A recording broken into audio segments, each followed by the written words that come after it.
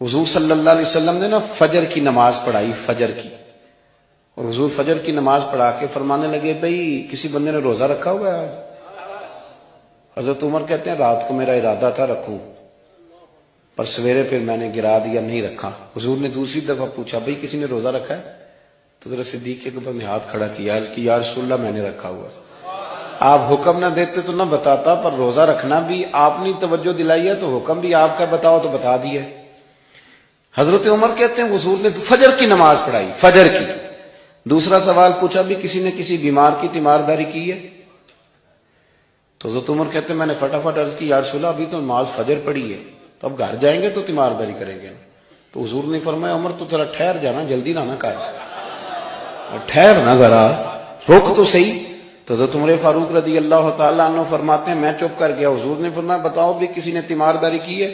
تو صدیق اکبر نے ہاتھ کھڑا کیا، عرض کی یا رسول اللہ عبد الرحمن بن عوف رضی اللہ تعالیٰ عنہ 2-3 دن سے نماز پڑھنے نہیں آ رہے تھے، رات میں نے پتہ کرایا تو پتہ چلا بیمار ہیں، اور حضور مجھے یہ بھی پتہ ہے وہ میرا یار ہے، مجھے پتہ ہے رات کو جلدی سوتا ہے پر تہجد میں ضرور اٹھتا ہے، تو حضور میں بھی ذرا فجر کا وقت جلدی اٹھا ہوں تو فجر میں آنے سے پہلے عبد الرحمن ابن عوف کی تیمارداری کر کے آیا ہوں۔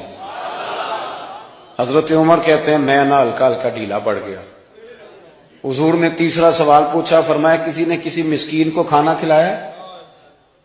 کھانا کھلایا ہے کسی مسکین کو؟ حضرت سیدنا عمر فاروق کہتے ہیں میں نے پھر عرض کی، میں نے کہا یا رسول اللہ ابھی تو فجر پڑی ہے، گھر جائیں گے کوئی چیز لیں گے تو کھانا کھلائیں گے۔ تو حضور پھر مسکرائے، فرمایا عمر تو ذرا ٹھہر نہیں جاتا، ذرا ٹھہرنا، ذرا نظارہ تو کرنا، گویا یہ شان صدیق اکبر کا جلسہ ہو رہا، ٹھہرنا۔ حضور نے پھر پوچھا بھی کسی نے کسی مسکین کو کھانا کھلایا ہے؟ تو حضرت عمر کہتے ہیں لوگ سارے دائیں بائیں دیکھ رہے تھے اور میں چپ کے ابو بکر کو دیکھ رہا تھا، کہ مجھے پتا تھا کہ بولنا اسی نہیں ہے، اور دل میرا کر رہا تھا کہ کہہ دوں دیو جناب جواب، دل میرا کر رہا تھا۔ وہ سمجھ گئے تھے کہ سونا راضی کن کاموں میں ہو، بس یہ نقطہ انہوں نے پا لیا تھا۔ حضور نے فرمایا بتاؤ کسی مسکین کو روٹی کھلائی ہے؟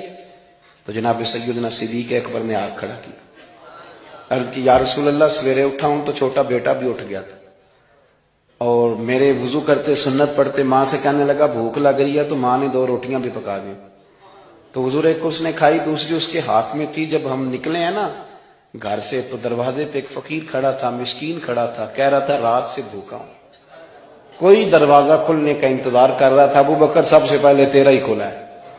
تو حضور میں نا اس مسکین کو ایک روٹی کھلا کے آیا ہوں۔ حضرت عمر فاروق کہتے ہیں میں نے گردن جھکا لی، اور میرے رسول کریم نے فرمایا اے اللہ میرے ابو بکر پہ رحم فرما، اللہ میرے ابو بکر۔ وہ سمجھ گئے تھے، مزاج شناست سمجھ آ گئی تھی کہ حضور کن باتوں میں، اور نا اپنے اوپر وہ سارا کچھ طاری کر لیا تھا انہوں نے، طاری، ان کی ادائیں بالکل ڈھل گئی تھی نبی پاک کی اداؤں۔ 3 دن وہ غار ثور میں رہے تو ہمارے صوفیاء فرماتے ہیں کہ ان پر تجلیاں بھی پڑی محبوب کی معرفت کی۔ جب مدینے آئے نا نبی کریم کو لے کے، تو کچھ لوگوں نے حضور کی زیارت کی تھی، کچھ نے نہیں کی تھی، تو کچھ آتے تو نبی پاک کی دستبوسی کر کے بیٹھ جاتے، حضرت ابو بکر سے ہاتھ نہ ملاتے، اور کچھ صرف حضرت ابو بکر سے ہاتھ ملاتے اور حضور سے ہاتھ ہی نہ ملاتے۔ میری بات پہ توجہ ہے آپ حضرات کی؟ تو کچھ لوگوں کو نا شبہ ہونے لگا، وہ معاذ اللہ سمجھنے لگے کہ شاید یہی اللہ کے رسول ہے۔ حضرت صدیق اکبر یہ کیوں شبہ ہوا؟ تو ہمارے محدثین فرماتے ہیں کہ ابو بکر صدیق بولتے بھی اس طرح تھے جو میرے نبی پاک کا طریقہ، بیٹھتے بھی اس طرح تھے جو رسول پاک کا طریقہ۔ کہتے ہیں انہوں نے امامہ باندھا ہوا تھا تو جو امامے کا پیچ حضور کا ڈھیلا رہ گیا تھا ان کا بھی ڈھیلا رہ گیا تھا، اس طرح اپنے آپ کو مزاج میں ڈھالا تھا، تو من شدی من تو شدم، میں اس طرح ڈھالا تھا مزاج میں، اس طرح کے کوئی فرق ہی نہیں نظر آتا تھا۔ وہ کہتے ہیں جب حضرت ابو بکر صدیق نے دیکھا نا کہ لوگوں کو تو شک ہو رہا ہے، کوئی میرے ساتھ ہاتھ ملا کے بیٹھ جاتے، تو حضرت صدیق اکبر نے کہا کوئی ایسا کام کرنا چاہیے کہ پتہ چلے آقا کون ہے غلام کون ہے۔